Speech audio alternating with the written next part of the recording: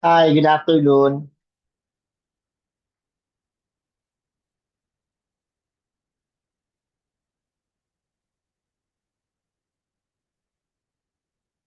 Okay, can you hear me loud and clear? I prefer that you react to the chat box class so that I know that you are actively listening and participating, in our review today. Okay? Ayan. So good afternoon, guys. So this will be our review for statistics and probability, long test number two. But I really have no idea until what topic or topics are included in your long test two. But I will assume that the topics will start from sampling distribution and up to hypothesis testing. Is that correct? Okay. So the hypothesis testing up to one population only, up to one population. Okay, thank you. So, let's begin our review. Kasi di ba sampling distribution, that's the topic after the normal distribution, no? Okay, wait lang class. I will just enable the or disable the waiting room. Teka lang. Para lang hindi ako admit lang ng admit dun sa... Okay, ayan. Okay. So, yung formulas class no, for the sampling distribution is that we have the following symbols. No? So the mean of x bar is equal to the mean of x. So what happens here is that we have a population. Okay, so this population could be people or could be things or items in which the characteristic of those people or items are being studied. Okay, so for instance, if I have a population, or let's say population of senior high school students in De La Salle University who are enrolled in this trimester, no? And then let's say that our variable of interest is to study the daily allowance of these students in pesos. Okay? So which means no, that every student has a particular allowance. So for instance, the student maybe has 300 peso daily allowance. The student, let's say, has 250 peso daily allowance. No, and so on and so forth. No? So all the people here or all the students here has a daily allowance. Okay, so if we will get the mean of X, that means that's the average daily allowance of the DLSU senior high school students who are enrolled in this trimester. No? So yun yung mean. No? So yung population na yan, it has a mean. Okay? Now, in statistics, particularly in inferential statistics, we want to determine or characterize this population average, or particularly the term which we call parameter. Now, pag sinabing parameter, it's a numerical value that is associated to a population. Okay? However, if the Okay. population size is very large, if the population size is very large, it would be impossible for us to compute the exact value of this parameter. So, kunyari, there are 3,000 senior high school students in Lasal. So, if you want to know the exact value of the population mean, we have to ask all of them, no? So, we have to ask all of them about their daily allowance. But what if we don't have means to collect all the data? No? So that's why in order to characterize these parameters, no, we just make an estimate or we hypothesize. Okay? So that's the power of statistics. No, we can estimate or hypothesize about the parameter by just getting a subset of the population. No, but that subset no, should be uh, a representation no, of the whole population. So which means if we are going to consider this population, there are many sample groups that we can get from this population. Now, each of these sample groups will have the same sample size. So, kunwari, sample group of size small m. So, if we're going to do sampling here, there are infinitely many. No? There are many possible sample groups having size small m. And then each of these sample groups will have its own average. So, bawat isa no merong X bar. Okay? So, this X bar class no, is now a statistic. No? So, meron kang X bars. Marami tayong X bars. We have a lot of X bars. Now, the mean of the X bars, that's the mean of the sampling distribution. No? Kasi yung sampling na yan, yung mga samples na yan, yung sample groups na yan, it can be represented by a random variable. So yung random variable na yun, that's your X bar.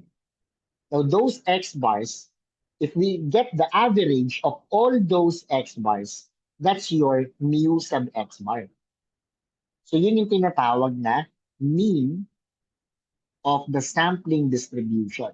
And according from the formula, the mean of all the X bars is equal to the mean of all the X values. Okay?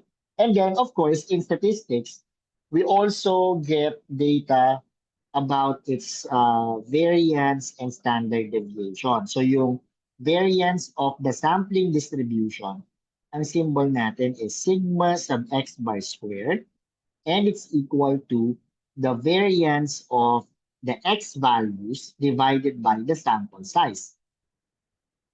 And then the standard deviation of the sampling distribution, which is also called the standard error of the mean, is sigma sub x bar equals the standard deviation of x divided by the square root of n. Okay, so let's take a look at the first example here. No? So can you read can you read the problem or readable naman yung slides, class? Okay, readable naman siya, no? Okay. So let's read the first problem. A population consists of the four numbers, 4, 7, 8, 9. So ito yung mga x values. Okay? With mean equals 7. So that means the average of all the x values is 7. Tama ba na 7 yung average yan? 1190. 28 divided by 4, so 7, no? And then yung standard deviation of these x values, that's your sigma sub x, equals 2.7386. Now, consider all the possible samples of size 2. So that means ang sample size natin ay 2. So what happens here is that we have a population having the numbers 4, 7, 8, 9. Tapos kumukuha tayo ng samples with two numbers each. That's what happens there. Okay? So, find the mean of the sample mean. So, ibig sabihin, average of the X bars. So, which means that we're looking into the mean of the X bar. So, according from the formula, yung mean ng X bar is equal to the mean of X. But what is the mean of X? The mean of X is 7. So, that's why the answer here is C. Okay? And then number 2, I think hindi yata to mean. Dapat ano to? Standard error. Okay? So pag sinabing standard error of the sample means, yan yung sigma sub x bar. Standard deviation of the x bar. So which is equal to the standard deviation of x divided by square root of n. No, but the standard deviation of x is 2.7386 divided by the square root of 2. Okay, so use your calculators, class. Do you have your calculators there? Okay, so help me out here. What is the answer?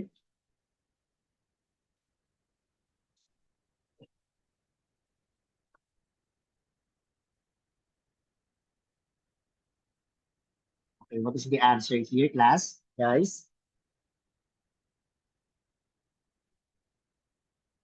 Okay, get your calculator. So ang answer ay wala yung answer dyan sa choices.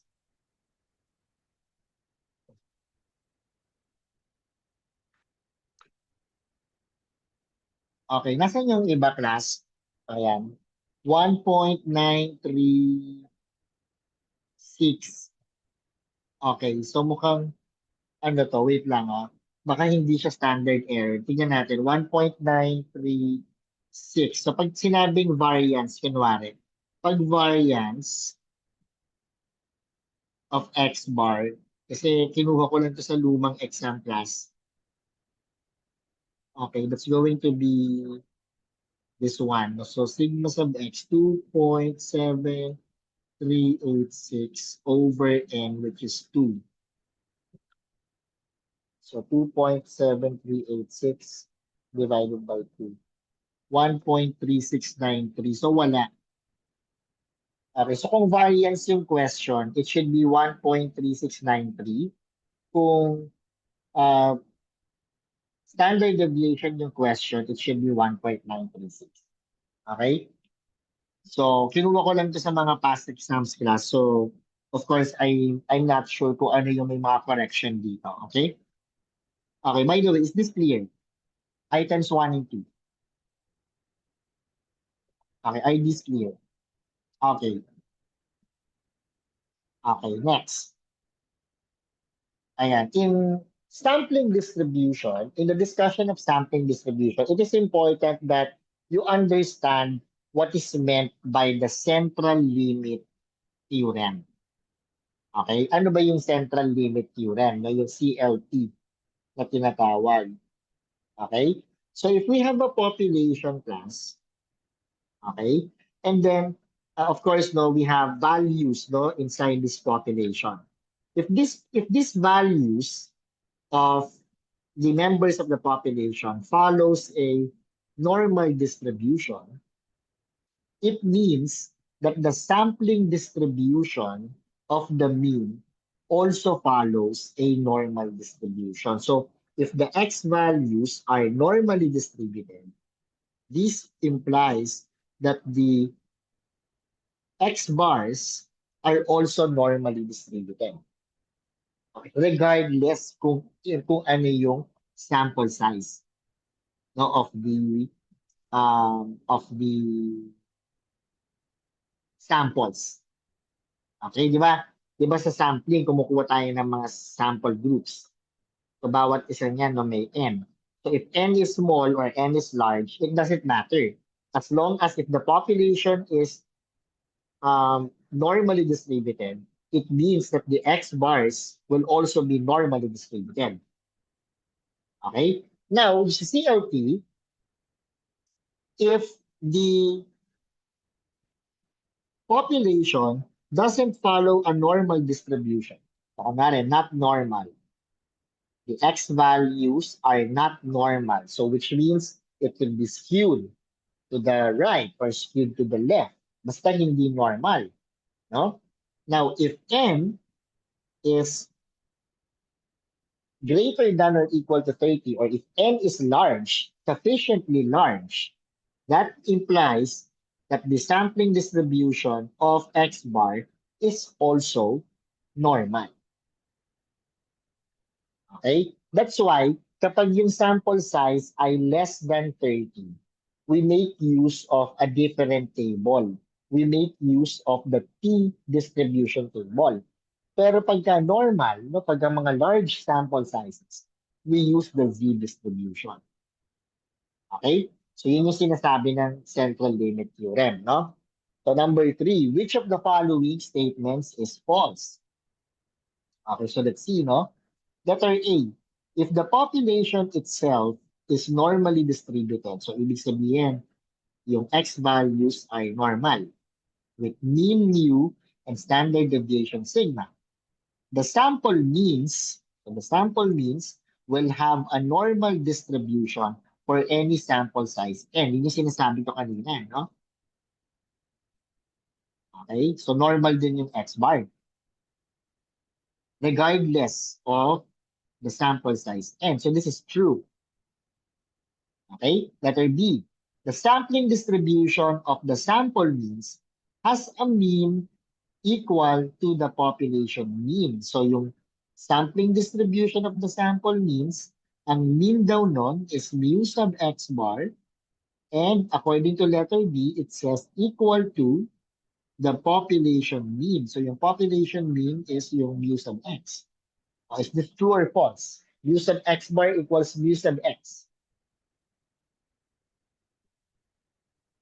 Is this true or false? Okay, true yan, no? Okay, next. Letter C. The sampling error of the sample means has a standard deviation equal to the population standard deviation divided by the square root of n. So yung sampling error of the sample means, yan yung sigma sub x bar. Equals the population standard deviation, so sigma sub x, over the square root of n. Ito yung nasa formula kanina, di ba? So this is true. Okay? Now, letter D.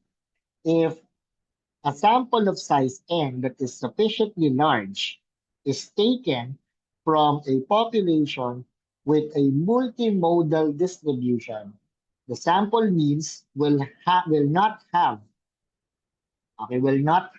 a normal distribution. So ba ang sabi sa letter D, is taken from a multimodal distribution. So, ibig sabihin, yung distribution ni X, multimodal.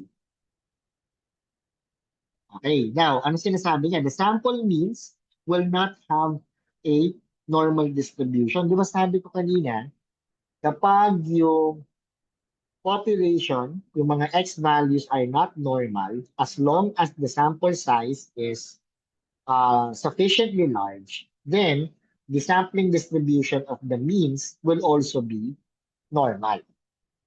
So according to letter D, this is false, no? So letter D, kasi not normal si X. So X is not normal, it's multimodal, and the size of N is sufficiently large, pero sinasabi niya, hindi daw normally distributed yung sample means. That's false. Okay? So kung not normal yung population, pero yung sample sizes are large, the sampling distribution of the mean will also be normally distributed. Okay? So the answer here is D. So parang halata doon sa number kasi naka-bold yung letter D. Okay? Okay, so do you understand number 3?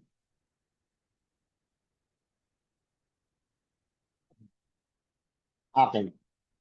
Okay, good. So let's move to number 4. Ayan.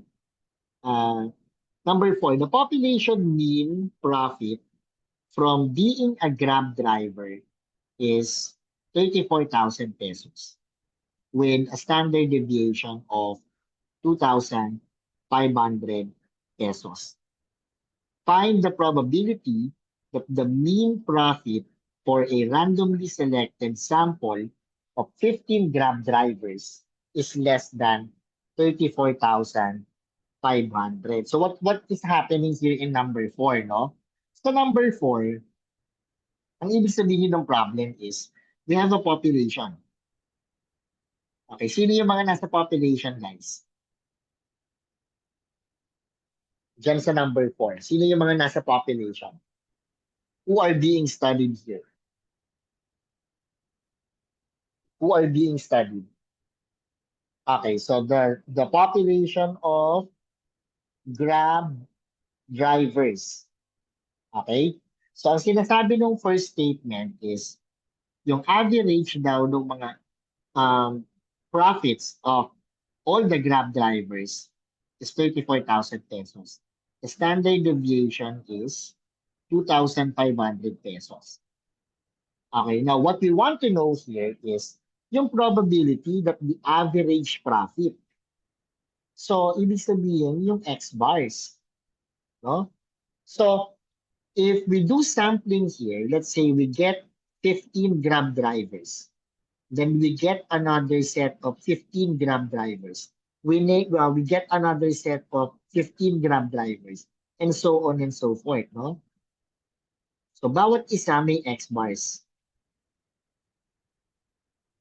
Okay? So, ang gusto natin dyan, class, is we want to know the probability. So, si number 4, we want to know the probability that the average profit is less than 34,500. So, ang gusto natin malaman is yung probability of the average, hindi yung probability ng profit. Kasi magkaiba yun, you know? Find the probability that the profit, okay, is less than 34,500. Dun sa find the probability that the mean profit for a randomly selected sample is less than 34,500. Okay? So how do we get this thing, no? Of course, we need to uh, standardize yung part na yan. So what is the formula dun sa pag-standardize? So it's going to be x bar minus mu sub x bar over sigma sub x bar. But according from our formulas, it's x bar minus the mean of x because the mean of x bar is equal to the mean of x divided by the standard deviation of x divided by the square root of n. That's why dun sa formula sheet ay meron ganito, no? So ito yung x bar minus mu sub x over sigma sub x over square root of n. Okay? And solve muna natin to. Now, what is x bar here? That's 34,500 minus the mean of x is 34,000 divided by 2,500 over the square root of 15. Kasi yun yung sample size. Okay, so and then of course, anong rule natin pag z-score, class? Anong rule pag z-score?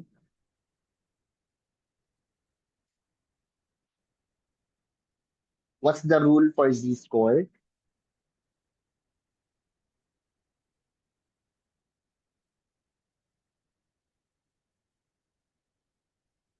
I mean, what's the rule? Pag nagko-compute ng z-score, are we rounding it off ba? Nira-round up ba natin? Nira-round down ba natin? Yung z, yung value ng z-score? Round up? Hindi, di ba? Dapat round off to two decimals yan. Okay, round off to two decimals lagi. Okay? So, sige, round off natin to two decimals. So, what is the answer here? Sige, times square root of 15 divided by 25. Okay, so ano nakuha yung z-score?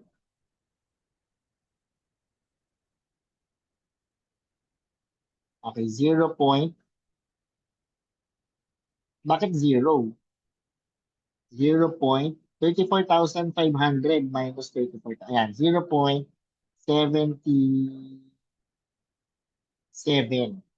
Okay, so that means, class, that you want to get the probability that z is less than 0.77.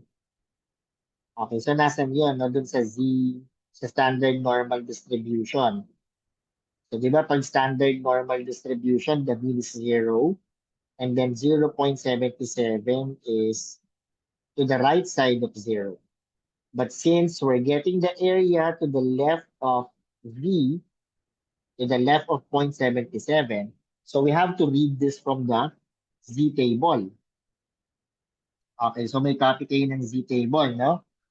So how do we get the 0.77? Okay, 0.77. No? So kunin mo yung 0.7 and yung 0.07. So that's the 0.77, no? 0.77.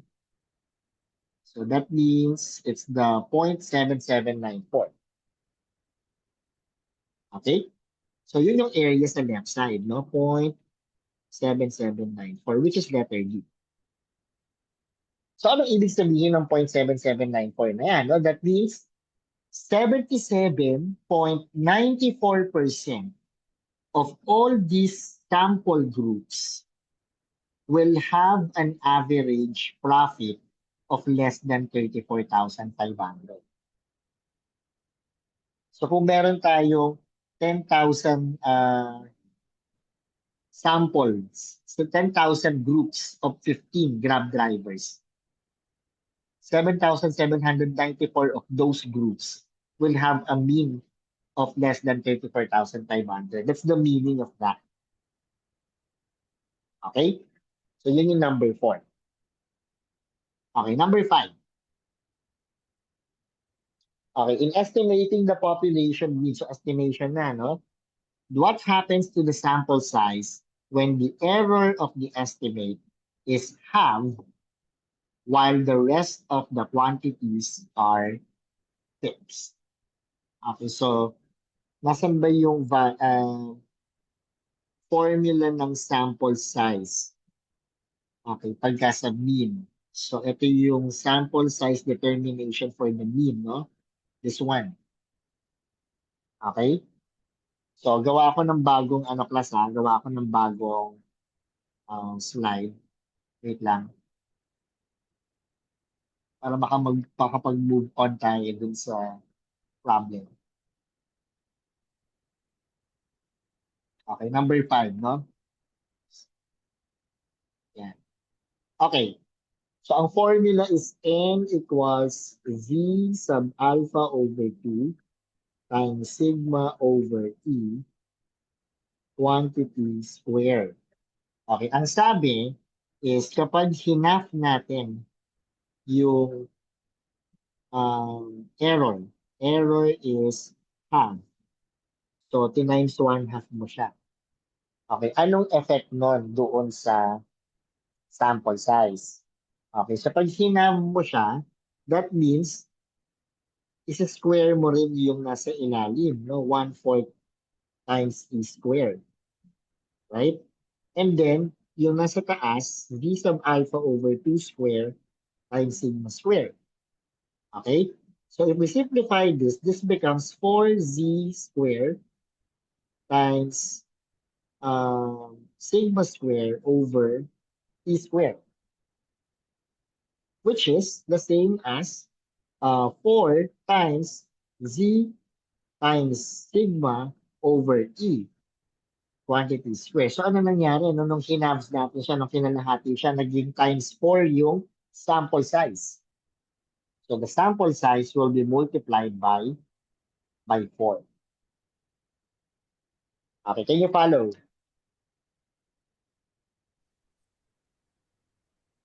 Do you follow here? Okay, very good. So, ganyan sinasagutan no, pag ganyan yung type of question, no? Okay? Okay, so next. By the way, ano ba yung estimation na yan, di ba? Sa estimation class, the importance of estimation is if the population is very large, we can just make use of a smaller number of people no, to estimate the value of the parameter, of the population parameter. But there are two types of estimation. No? One is point estimate and the other one is interval estimate. Right?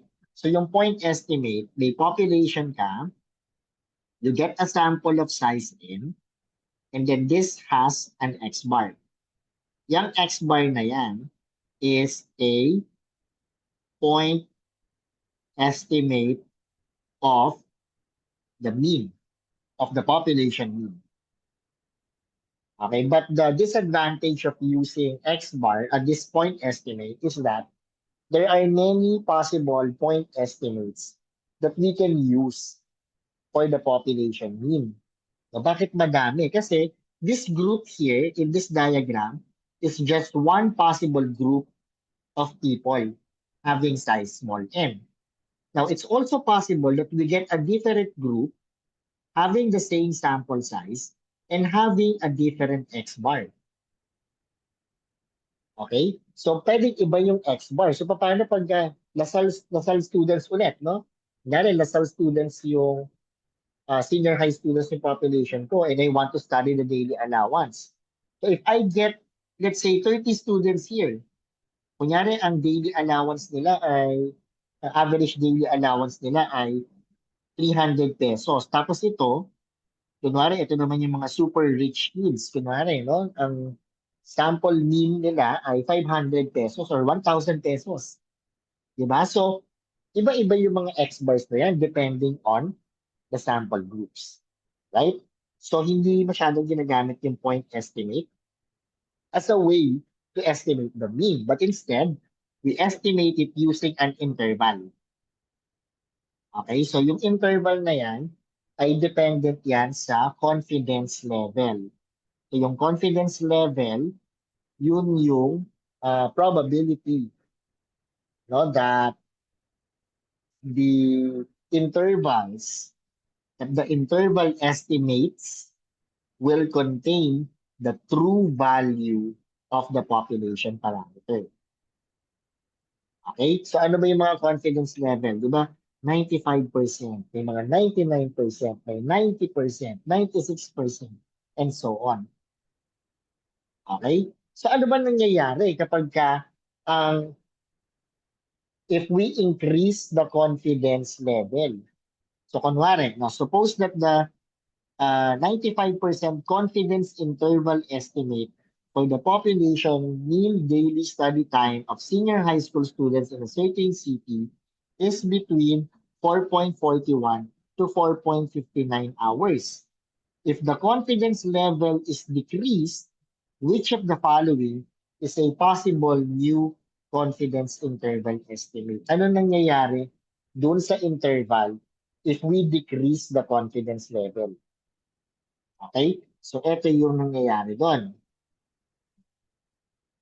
So, kunwari, ano to, no? X bars, no? Okay, so kunwari, ito yung 95%.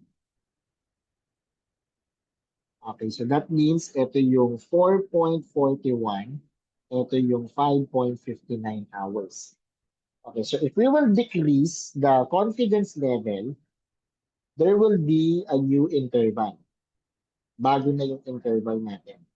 So pag dinawasan mo yung 95%, ginawa mo siyang lower than that, ibig sabihin, you're decreasing also the probability. So lumiliit yung interval. Okay? So lumiliit yung interval. Kunwari 90% yan. Okay? So which of the following is a possible new confidence interval estimate? Is it 1? Is it the first one, the second one, or possible ba parehas? What do you think?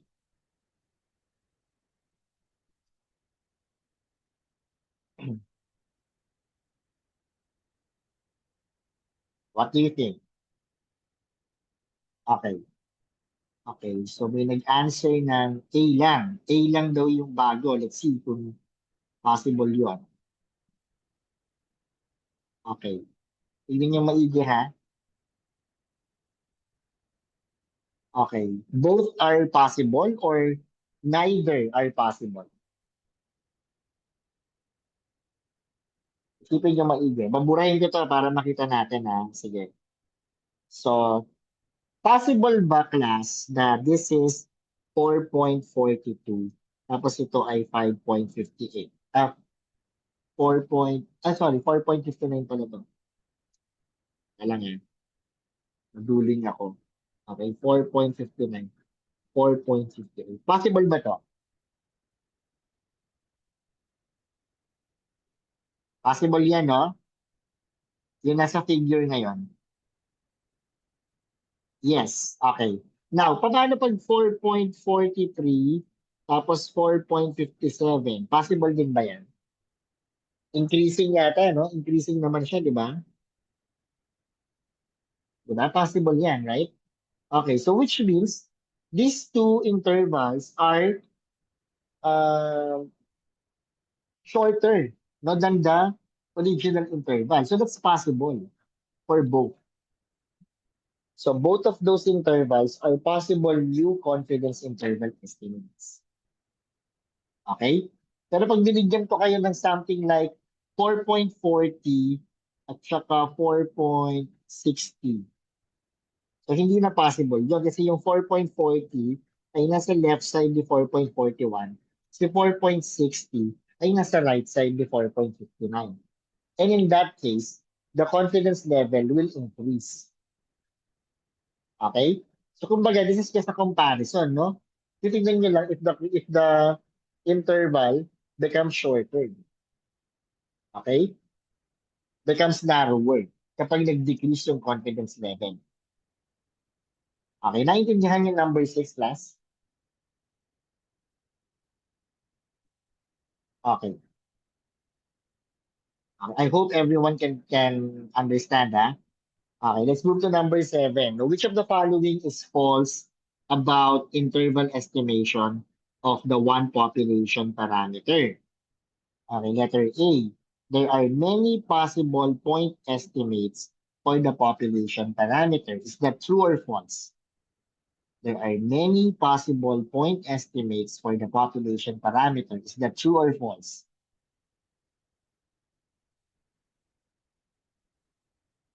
Okay, kung nakinig kayo kanina, di ba? Malalaman niyo yung sagot doon. Is that true or false?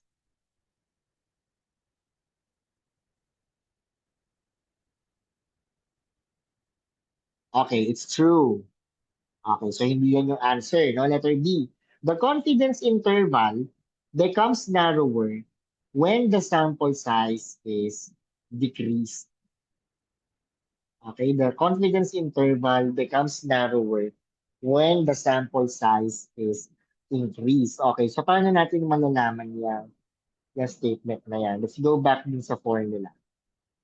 Let's see itong particular na formula na to. Okay, so yung E is equal to Z sub alpha over 2 times sigma over square root of n. Okay. So, ang sabi, i-decrease mo yung sample size. Okay. Pag decrease mo yung sample size, what will happen to the margin of error? Remember, no, pag nag-interval estimate tayo, dapat may margin of error. That margin of error is E. So, pag si n ay nag-decrease, what happens to this fraction? What happens to the fraction?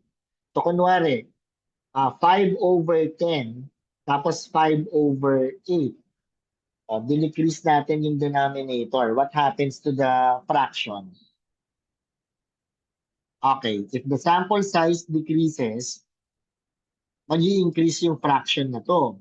So pag nag-increase yung fraction na yan, that means mag-i-increase din yung margin of error.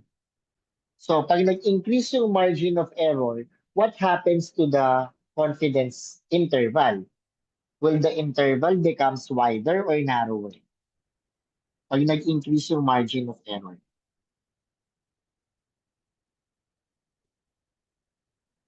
Isipin nyo maigi. Kasi class, yung mga long test na yan, no? Sa pagka mga ganitong topics na puro halos ganyan yung mga questions nyo.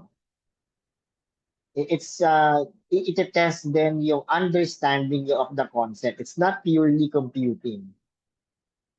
Okay? Do you understand what I mean here, class?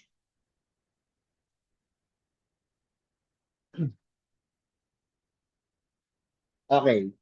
So, pag nag-decrease si n, it implies mag increase si margin of error. So pag nag-increase si margin of error, ano mangyayari ngayon sa interval? Will it become wider or narrower?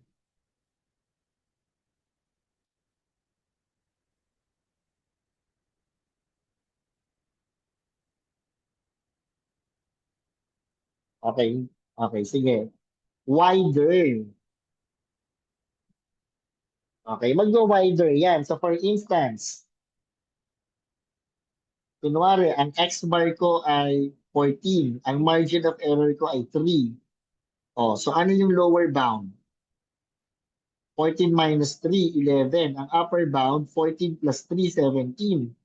Kapag ginawa ko yung E ay 5, so nag-increase. So ano ngayon yung bagong lower bound? Lower bound is 14 minus 5 is 9. Upper bound is 14 plus 5 is 19. So what happened to the confidence level after the interval? Naging wider. So this is false. No? The confidence interval becomes narrower now when the sample size is decreased. Wider yung tawag doon. No? So that's B. Okay, letter C. Bakit true yung letter C? Tingnan natin. A 96% confidence level means that 96% of all the interval estimates contain the true value of the population parameter. Yun yung ibig sabihin ng confidence level. Okay? So, parang ganito siya, class.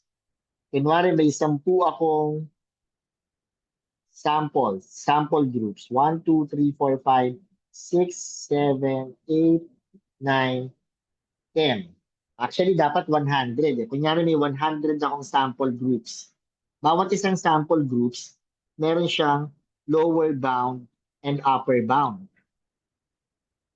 Okay? So, hindi 100% always that when we estimate, hindi 100% always that when we estimate, the interval will contain the correct value of the parameter. There could be some intervals that may not contain the value of the parameter. Okay? So, if there are 100 intervals, kung meron kang 100 intervals, a 96% confidence level would mean that 96 of the 100 intervals contain the value of the parameter. Kaya importante yung word na all interval estimates. Diyan. No? So a 96% confidence level means that 96% of all interval estimates contain the true value of the population parameter. So true yan. Okay? Now, estimation makes use of sample statistics to estimate the values of the population parameter. That's also true. Because dun sa estimating of the one population mean, ang lower bound natin is x bar minus e, ang upper bound is x bar plus e. So x bar is a statistic. So ginamit siya no, to estimate the population parameter. So that's also true. Okay, so are we clear on number 7, class? Okay. Number 8. Okay, a group of student researchers claim that 80% of university students of a certain city prefer to drink coffee when studying for an exam. So 80% prefer. So parang proportions to, no? Okay, it's either a student prefers drinking coffee or not when studying for an exam. So a random sample of 500 university students in the city were asked, and 347 of them said that they prefer to drink coffee. So ito yung scenario. Kumuha ng sample, and then yung sample proportion is 347 over 500. Okay? A 99% confidence interval estimate for the proportion of university students in that city who prefer to drink coffee when studying for an exam is computed to be 0.6409 and 0.7471. So, ibig sabihin, yung population proportion daw ay between 0.6409 and 0.7471. Based on this interval estimate, can we say that the claim of the student researchers is true? Okay? So, ano bang claim niya? No? Ang claim niya is that 0.8 or 80% of the university students. Pero, Ang lumabas na interval natin is 0.6409 up to 0.74721. Nandun ba yung 0.8 sa loob ng interval na yan? Nandun ba yung 0.8 sa loob ng interval na yan? Okay, wala yung 0.8 dun sa interval. So which means that the researchers are incorrect. No? So na-overestimate nila. So no. No, since 0.8 is not inside the computed confidence interval estimate. Okay? So yan yung number 8. No? Okay, so you have to be ready sa mga ganitong interpretation na um, questions. No? Isipin nyo, nung binigay sa atin yung lower bound and upper bound, all you need to do is interpret that result. Okay? Okay, next. Okay, items 9 and 10. A random selection of 40 entering math majors has a mean GPA of 4.75. From the past records, the GPA was known to be normally distributed with a population standard deviation of 0.46. So, ito yung scenario. Ang population of study would be all entering math majors. Okay? Lahat ng mga math majors. Okay? And then, ang data na kinukuha sa kanila ay uh, yung GPA nila. Okay? So, ang sabi, when we collect 40, okay, 40 entering math majors, ang average GPA daw nila is 4.75. Okay? Pero from past records, the GPA is normally distributed with a standard deviation of 0.46.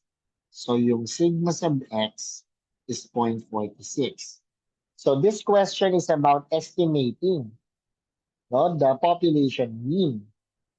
Okay? So ini-estimate natin yung population mean. So anong formula yung gagamitin, no? Dun sa pag pag-estimate niya, no? Doon tayo sa formula ng estimation. There are three cases when we are estimating the mean, right? Case one is when the population standard deviation is known. Case two is when the population standard deviation is unknown but n is large.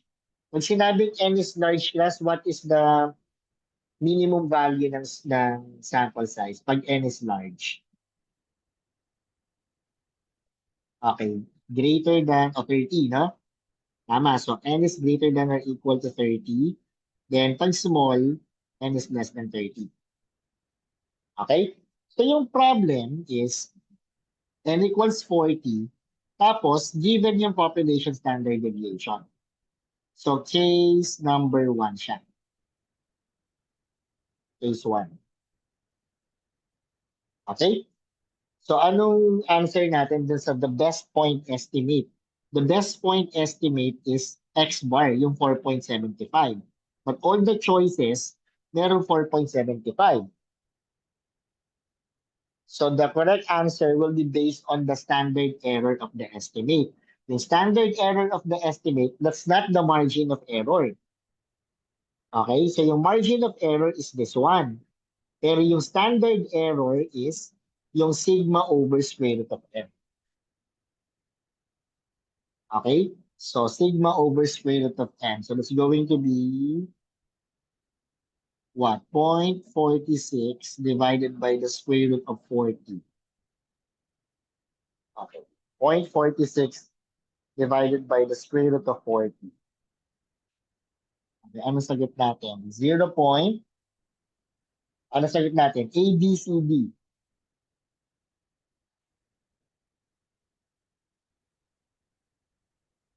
Okay, 0.073. So, yung letter A. Okay? Now, number 10, construct a 95% confidence interval estimate for the true mean GPA of the math majors. Okay, so kailangan natin kunin yung E equals Z sub alpha over 2 times sigma over square root of n. That's the margin of error sa case number 1. Now, since the confidence level is 95%, that would imply that alpha is 5% or 0.05. And that will also imply that alpha over 2 is 0.025. Okay, now what is this z sub alpha over 2? Yung z sub alpha over 2 na yan, class, that's the z-score with an area of alpha over 2 to its right side. Okay? So 0 yung gitna lagi ng standard normal distribution. So if the area sa right side ay alpha over 2 or 0.0250, okay, that means yung area sa left side is 0.9750. So why are we getting the area to the left side ng z-score? No, so we're getting the area to the left side of the z-score because the z-table always gives us the area to the left side. Okay? So since we're getting the z-score value, we need to find out kung nasaan yung 0.9750. Ito yun, 0.9750. And then you get that one. So what's the z-score now? No, yung z-score ay 1.96. Okay? So this will be 1.96 times sigma is 0.46 over the square root of 4e. Okay, so anong e? 1.96 times 0.46 divided by the square root of 4e. So 0.14. Okay, so now, yung lower bound is x bar minus e. Yung upper bound is x bar plus e. So x bar is 4.75 minus 0.414. Upper bound is 4.75 plus 0.14. So this is 4.61 and 4.89. So nasa letter A ang answer lang. Okay, naintindihan class yung problem na to, items 9 and 10.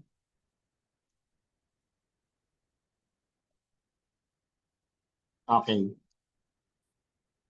Okay, good. Okay, next.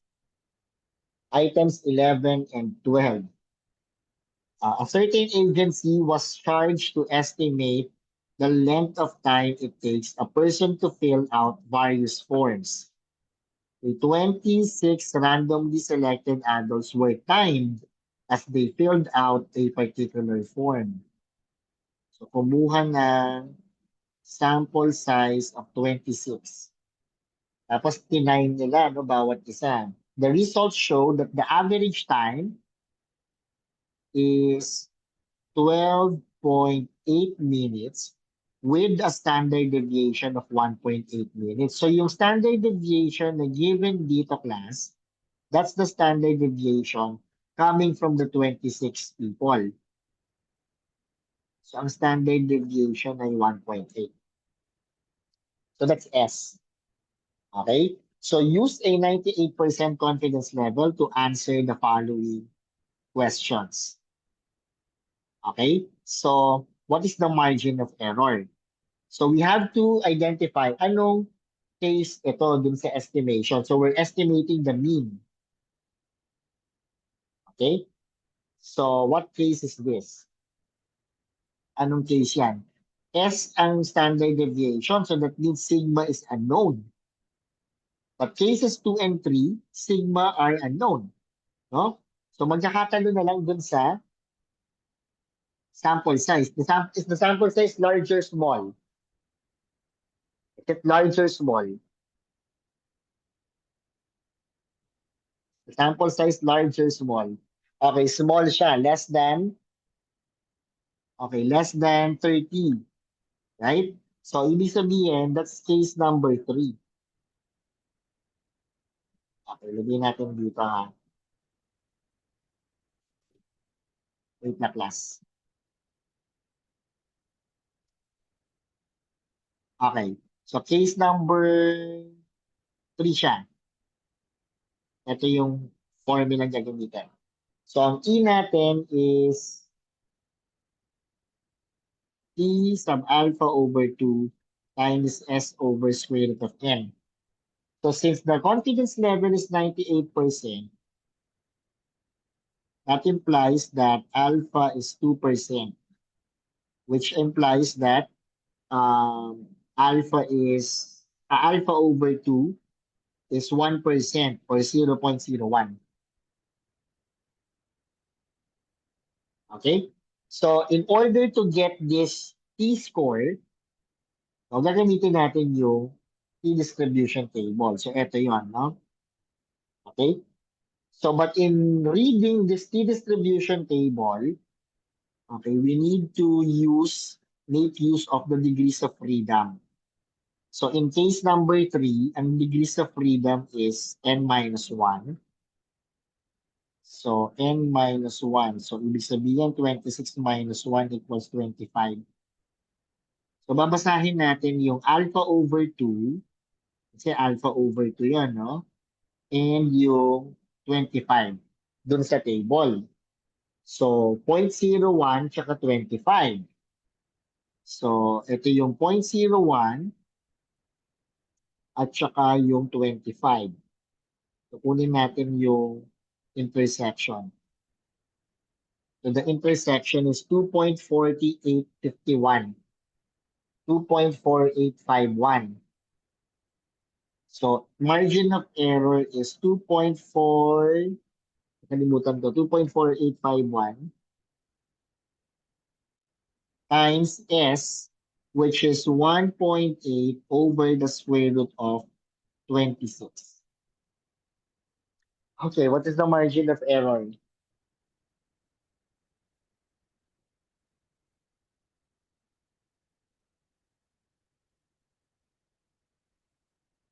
Okay, ano margin of error, class?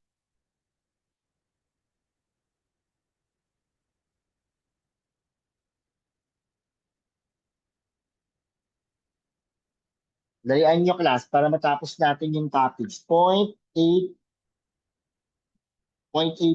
Okay, that's right. Okay.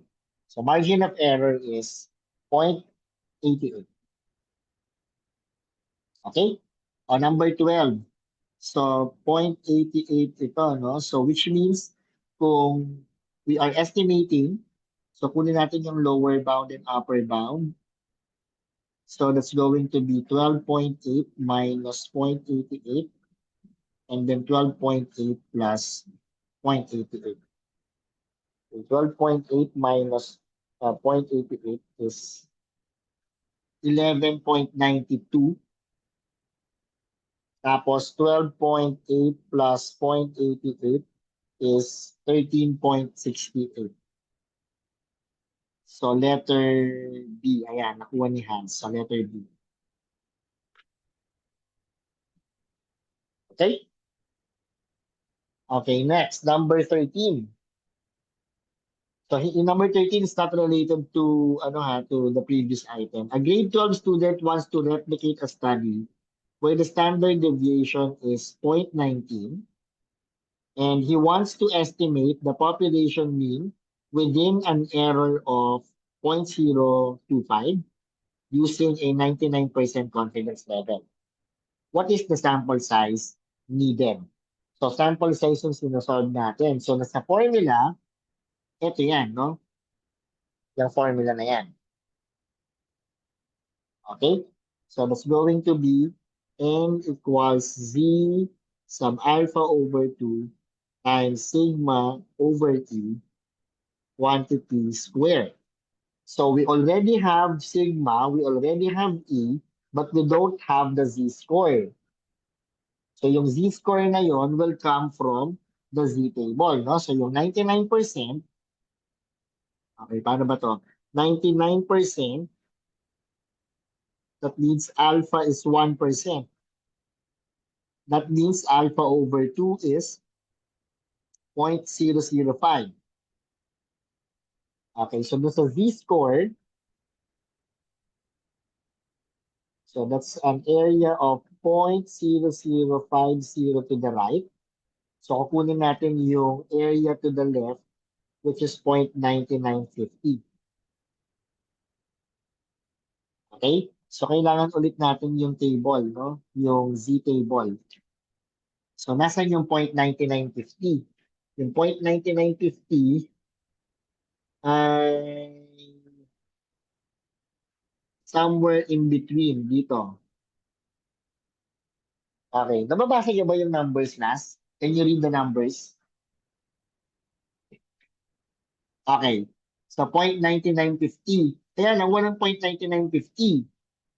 So the rule is to get the closest to 0.9950. But apparently, 0.9949 and 0.9951 are both closest to 0.9950. So kailangan natin basahin yung 2.57 tsaka 2.58. And then we get the average ng 2.57 and 2.58. So ang average ng 2.57 and 2.58 is 2.575. Okay? So ang formula ay n equals 2.575 times sigma is 0.19 over E is 0.025. Okay, quantity squared. Okay, so 2.575 times 0.19 divided by 0.025. Okay, quantity squared. Okay, so ang answer na lumabas sa calculator is 382.98. Okay, anong rule sa sample size determination? Is it round down, round up, or round off? Okay, the rule is round up. Okay, so pag ni-round up natin yung 382.98, it is 383. Okay? So, yan yung number 13. Okay? Naintindihan yan, ha? Okay, next. Okay, numbers 14 and 15. In a job satisfaction survey in a certain mall, 300 employees were asked if they were satisfied with their jobs. There were 128 people who responded with a yes. Okay, so what happens here is kumuha ng sample of 300 employees and then we computed the sample proportion. So yung proportion of employees who are satisfied with their jobs. So that's 128 over 300. So what we want to estimate here is the population proportion P. Okay, so proportion yung problem. Okay? So yung best point estimate plus is yung 128 over 300. No, so 128 divided by 300 is 0.4267. So yung letter B. Okay? So ito yung 128 over 300. That's the best point estimate. Okay? Now, number 15. Construct a 95% confidence interval for the proportion of those who were satisfied with their jobs. So according from the formula, ito yung formula ng E when we are estimating the population proportion. Okay? So which means yung E natin is V sub alpha over 2 times the square root of P hat times Q hat over N. So since 95% siya, okay, 95%, that means alpha is 5%, which means that alpha over 2 is 0.0250. So babalik tayo doon sa 1.96, no? So this is 0.0250, and then this will be 0.9750. So 1.96 yung z-score niya. Okay, times the square root of p hat, which is 0.4267. Okay, times q hat. Now, how do you get the q hat? So kung p hat is 0.4267, how do you get the q hat? Okay, 1 minus p, that's right. Okay, so 0.5733 divided by yung small n, which is 300. Okay, so let's compute this. 0.4267 times 0.5733 divided by 300 times 1.96. So, ibig sabihin 0.05596. So, parang 0.056 siya. Okay? 0.056. Okay, so yung lower bound is 0.4267 minus 0.056. The upper bound is 0.4267 plus 0.056. Okay, minus 0.056. So, 0.3707. Tapos yung isa, so mukhang letter A na siya, no? Okay, 0.4267 plus 0.056, which is 0.4827. So, yan yung number 50. Okay? So, yung 0.9750 nandito ha. So, that's 1.96. Okay, question so far, class, before we move on to the next items. Any questions so far?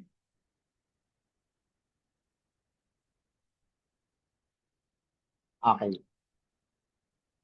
Okay, next is number 16. Okay, of the recently concluded DLSU Senior High School Research Congress, most of the participants registered for the paper presentation, and the breakdown of registration per team is shown below. So, ito yung number of attendees. So, number 16, now what is the best point estimate of the actual proportion of participants who registered for the GHI team? Okay, so gusto natin i-estimate ito, no, yung GHI. So, first, no, yung P hat natin will be 246 out of kung ilan ba itong mga attendees. So, i-add pa natin lahat yon. So, let's add. Ilan yung total of the attendees? So, 860. Okay? So, if we get the proportion, that's 0.0279. Paki-check nga. 246. Ay, sorry. 246 divided by 860. Ayan, 0.286. So, 0.29. Okay, nandiyan yung sagot na letter A. Okay? So, total is 860.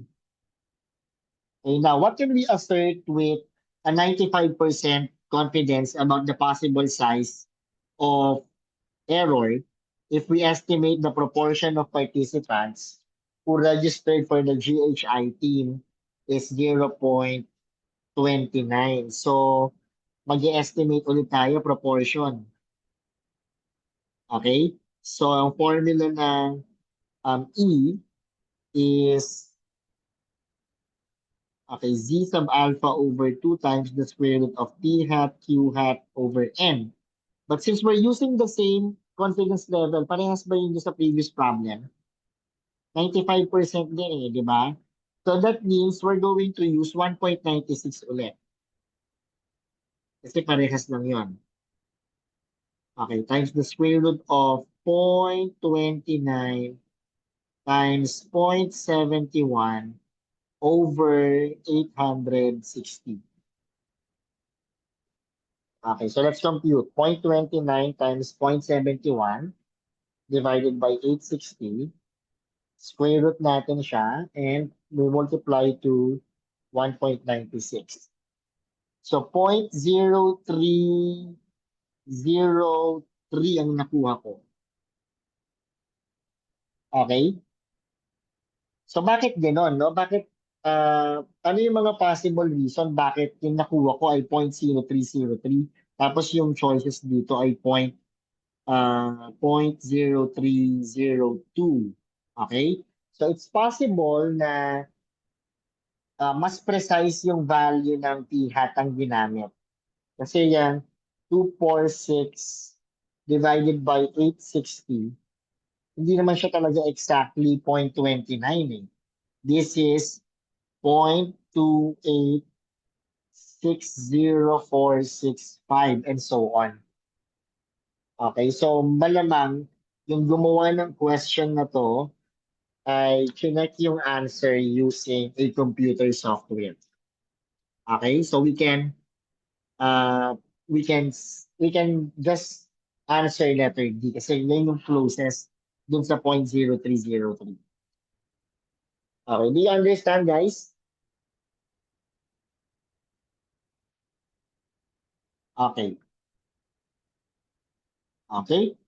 Number 18, how large a sample is needed that the estimate of the true proportion of participants who registered for the GHI team will not exceed 0.04 with 95% confidence level. So, ito yung E. Okay, ang formula ng sample size determination for the proportion is as follows. Okay, so gagamitin natin yung formula na n equals z sub alpha over 2 square times p hat q hat over e squared. So it's going to be, pag 95%, that's 1.96 square times 0.29 times 0.71, okay, over 0.04 square. 1.96 square times 0.29 times 0.71 divided by 0.04 square.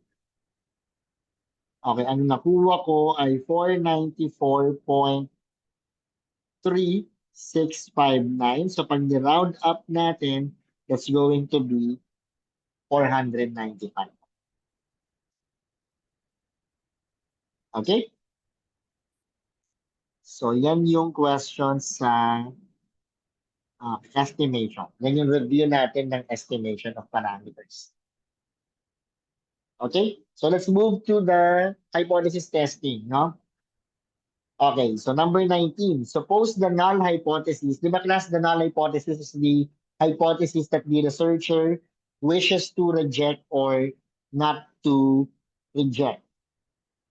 So if the null hypothesis is rejected, then that means there is a possibility na that yung H1 or yung alternative hypothesis no, will be quote-unquote accepted. But we don't have such terms as accept H1.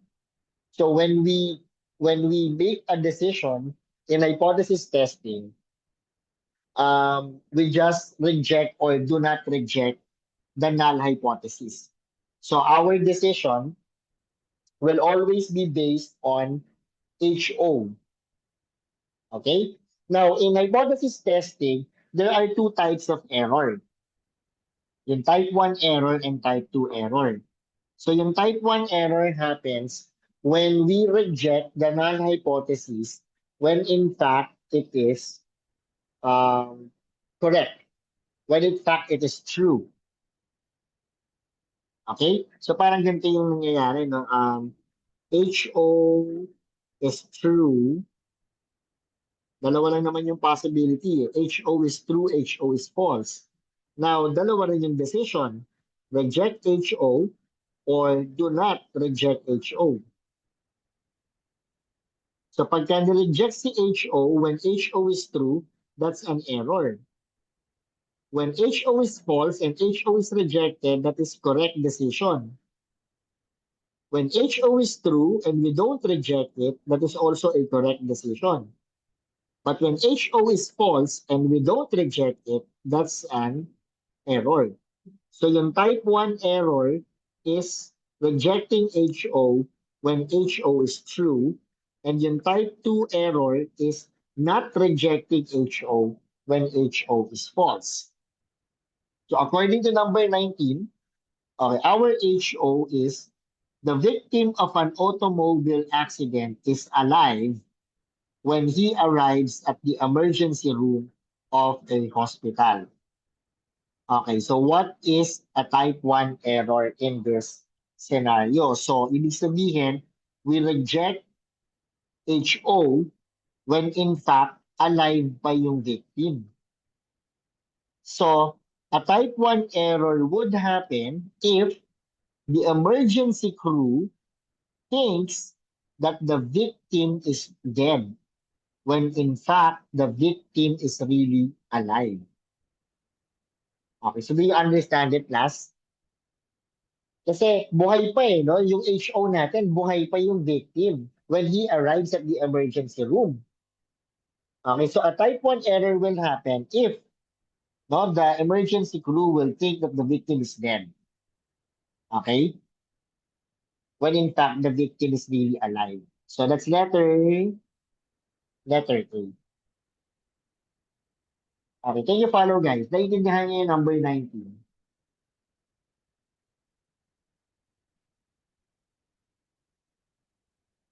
Naiintindihan niyo yung number 19.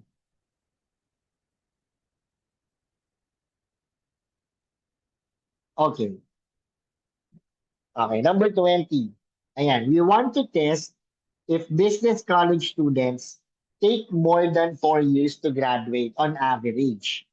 Give the appropriate null and alternative hypothesis. So guys, no, kapag nagpa-formulate ng HO and H1 or the alternative, it depends on the quantifiers that we're using. So si HO, it will always contain the equal sign, no? So if HO is equals, then HA will be not equal to.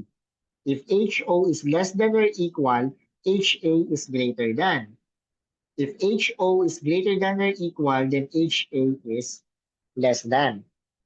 Now, if HA is not equal to, then the type of test is two-tailed. If HA is greater than, then the type of test is right tail. And if HA is less than, then the test is left tail. So nakadepend lagi sa alternative hypothesis, yung type of tail test. Okay? So pag sinabing more than 4 years, so mu is greater than 4. No? So that means ang HA natin is mu is greater than 4. So our HO will be mu is less than or equal to 4. So that's letter D. Okay? Malinaw po ba yung number 20, class?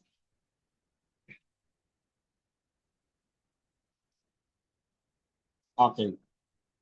Okay. Okay. So let's have an example problem. Ayan. So, ang formulas na ginagamit na class no, kapag hypothesis testing is as follows. So the cases, the three cases for the mean have similar descriptions. Okay, so similar descriptions yung sa mean. And then, These are the formulas for the test statistics. Okay? So sige, basahin natin yung problem muna. A random sample of 25 doctors in Manila showed that they work an average of 62 hours per week. If the population average is 60 hours per week, and suppose you want to test if doctors work significantly less than the rest of the population. Okay? So, what is the test statistic? Assuming that the population is normal with a standard deviation of 9 hours per week. So, given yung population, standard deviation, so sigma equals 9 hours. So, pag given yung population standard deviation class, case 1 siya. Okay? Case 1 siya. Regardless of the sample size. So, itong item na to, trick to, no? Kasi n equals 25. So, students will think na less than 30 yung sample size. Okay, less than 30 yung sample size. So, they will think na case number 3 yung problem. Okay? But when it should be case 1 kasi the population standard deviation is known.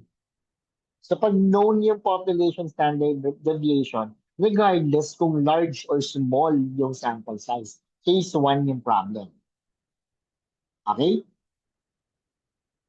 Do you understand what I mean here, class? Kung bakit siya case 1?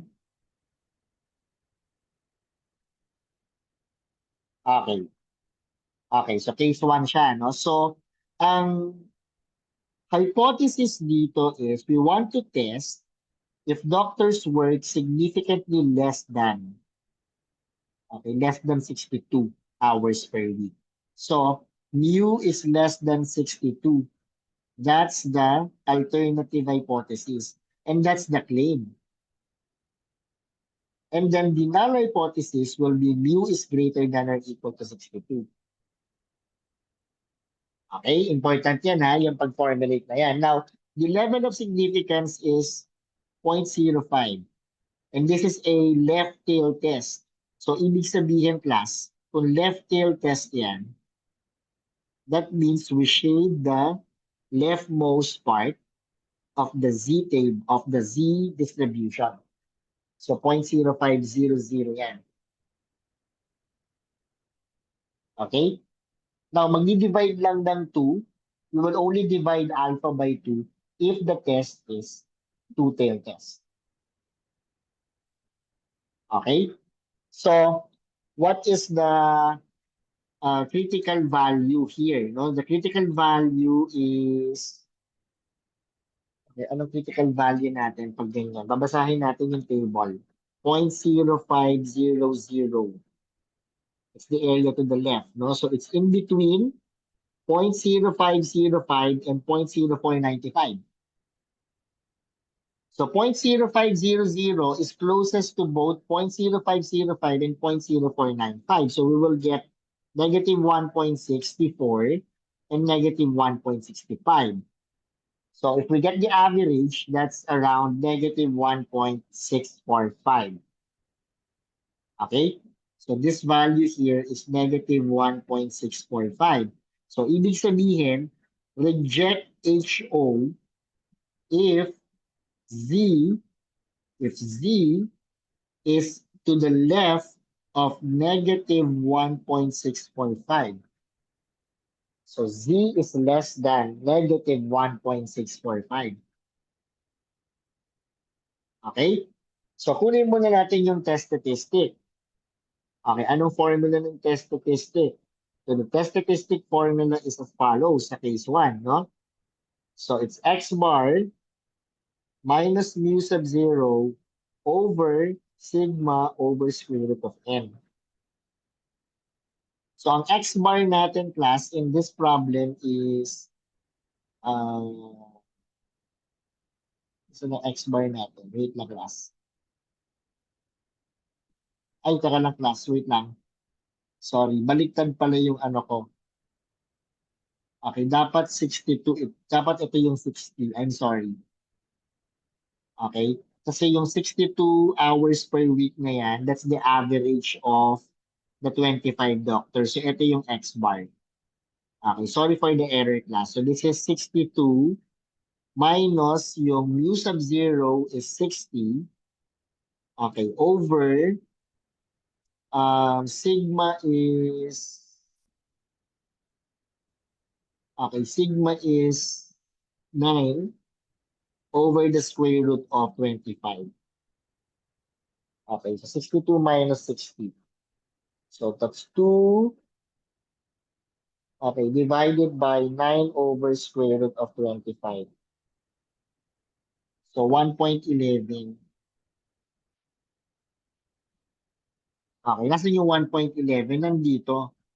So which means nasa ano siya, no, outside of the rejection region. It's outside of the rejection region. So which means do not reject HO. Pero alin dyan yung ano natin, no? So do not reject HO. So check si HO, no? We don't reject it. So the claim is incorrect, no? So which means the doctors do not work significantly less than the rest of the population. Kasi sinasabi sa claim, less than 60. Pero hindi yun yung lumabas. Ang lumabas that they work more than 60 hours. So they don't work significantly less. So letter D yung answer natin for number 22. Okay? Is this clear, guys?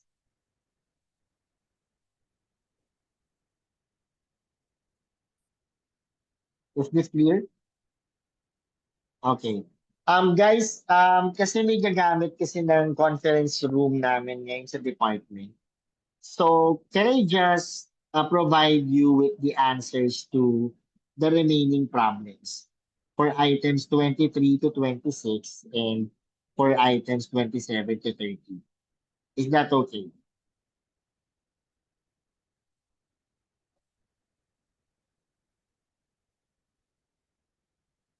Okay. I'll just give this to ano kina John Gabriel, yung slide. I will give this to them tapos i-answer ko na lang sila. So maybe tomorrow. So if I forget it, John, i-ano mo ako, i-remind mo ako tomorrow. Okay? Okay, sige. So pasensya na class kasi may gagamit ng conference room. I'm really sorry. Okay? Sige, I have to end the meeting. Pasensya na. Okay, bye-bye guys. Thank you. Okay. Sige, thank you.